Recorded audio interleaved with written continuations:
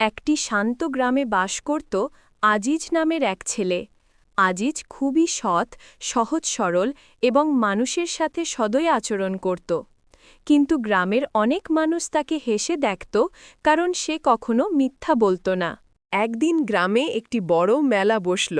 সবাই আনন্দে মেতে উঠল। কিন্তু হঠাৎ মেলার প্রধান পুরস্কারের একটি ব্যাগ চুরি হয়ে গেল। সবাই দুঃখিত এবং আতঙ্কিত। গ্রামবাসী জানত না কে চুরি করেছে। আজিজ দেখল গ্রামে শোনা যাচ্ছিল অনেকেই মিথ্যা অভিযুক্ত হচ্ছে। সে ঠিক করল সত্য বলবে এবং চুরি কারা করেছে সেটা খুঁজে বের করবে। যদিও সবাই বলল সে ছোট, কিছুই করতে পারবে না। আজিজ দেখল একজন বাচ্চা লুকিয়ে ব্যাগ নিয়ে গেছে। সে ভয় পেল, কিন্তু মনে করল সত্য বলাই আল্লাহর কাছে মূল্যবান। সে ব্যাগ নিয়ে মেলার প্রধানের কাছে গেল এবং সব সত্য খুলে বলল। গ্রামবাসী অবাক হল আজিজের সততার কারণে। মেলার প্রধান তাকে পুরস্কার দিল। আজিজ দেখালো যে সত্যবাদিতা আল্লাহর কাছে বড় সম্পদ।